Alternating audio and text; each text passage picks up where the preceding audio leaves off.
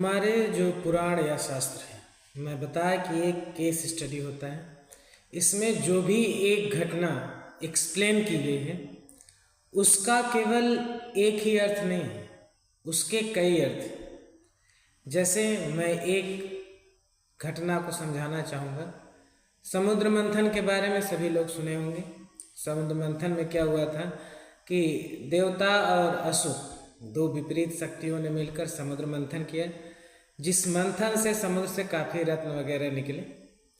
इन सब 14 रत्न जो निकले उसके बारे में बाद में चर्चा करूँगा। केवल समुद्र मंथन, इस जो टॉपिक है समुद्र मंथन, इस पे कितने कंसेप्ट कह सकते हो, चाहे वो फिलॉसफी हो, चाहे साइंस हो, टेक्नोलॉजी हो, कितनी चीज़ें इससे एक्सप्लेन की जाती थी। और सबसे बड़ी बात, इन सब चीज़ों को एक बात में सेट करना और उसको एक स्टोरी का रूप देना ताकि आसानी से लोगों को याद हो सके। एक्चुअल में जो पुराण वगैरह थे, ये एक ऐसा अरेंजमेंट था जिसके थ्रू हम हिस्ट्री, जियोग्राफी, साइंस, टेक्नोलॉजी, इन सब चीज़ों को कहानियों के थ्रू सीखते थे। ये टीचिंग का एक बहुत अच्छा मेथड भी है, मतलब इसमें एक टीचिंग मेथड है। अब बात करते हैं समुद्र मंथन से हमें क्या सीखने को मिलता है। अगर कहा जाए तो इस समय के हिसाब से अप्लाइड पुराण की बात हम करेंगे कि पुराण में जो चीज़ें हैं, कंसेप्ट, उसका कहाँ कहाँ एप्लीकेशन हो सकता है और इनके वास्तव में सब अर्थ थे।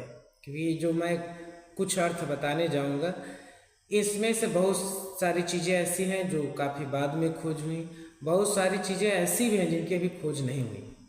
सबसे पहला चीज़ हम शुरू करते हैं। समुद्र मंथन में हम देखते हैं कि दो विपरीत शक्तियाँ लगती हैं, जिसमें मंथन होता है तो नए नए चीज़ उत्पन्न होते हैं।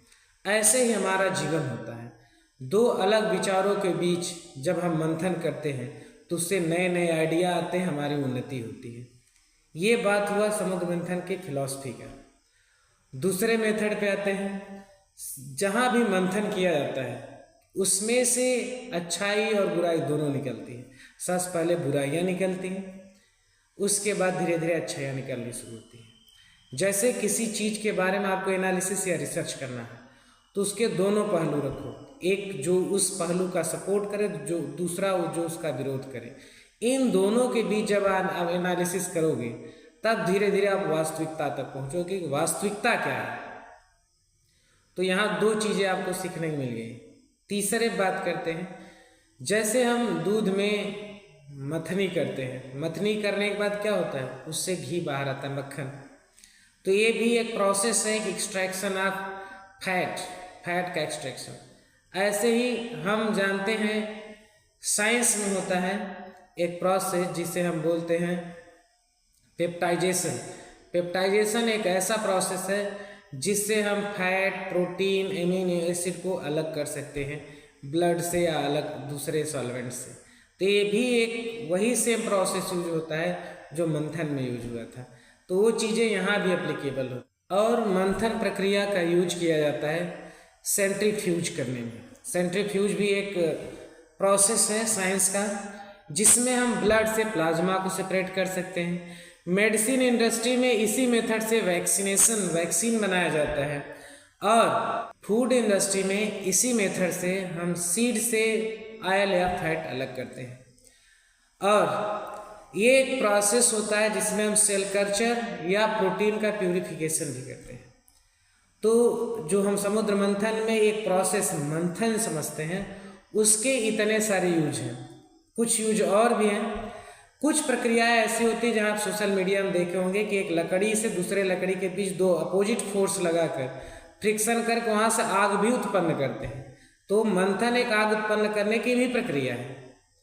और इसी प्रकार एक्चुअल में जब एनर्जी से मैटर क्रिएट होना शुरू हुआ था बिग बैंग थियरी से पहले, बिग बैंग थियरी बताती एक पॉइंटेड मास था जहाँ से ब्लास्ट हुआ, यूनिवर्स का क्रिएशन हुआ।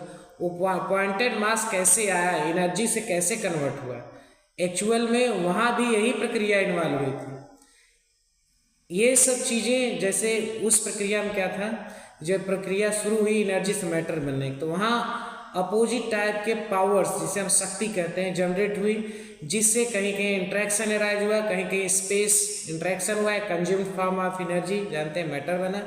और जहाँ कंज्यूम्ड हुआ उसके अपोजिट जहाँ से रिपेल हुआ वहाँ स्पेस क्रिएट हुआ, जिससे एनर्जी से मैटर क्रिएट हुआ। हालांकि ये चीज़ें अभी कुछ खोजी नहीं गई हैं, इसलिए आपको हो सकता है अजीब लगे, आप इनकार करें सब मानने से।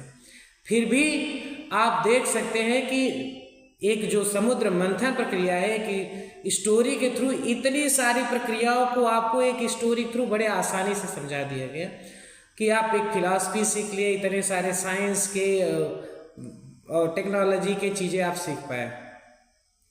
तो हमारे केवल मैं समुद्र मंथन की बात नहीं कर रहा हूँ, ऐसे जितनी चीज़ें बताई गई हैं सबके इतने अर्थ हैं कि शायद कोई पूरा अर्थ समझ पाए।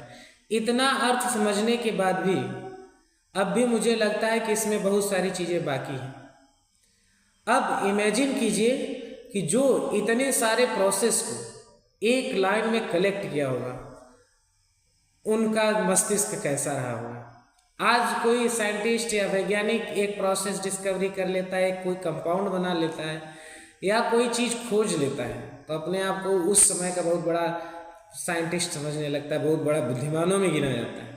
अब इमेजिन करिए इतने प्रोसेस को जानना, उसको एक कहानी का रूप देना और फिर उसको इतने शार्ट में एक्सप्लेन कर देना, कहानी थ्रू इंटरेस्टिंग बना के, ताकि छोटे बच्चे भी सीख पाए। उन व्यास जी का दिमाग क्या होगा।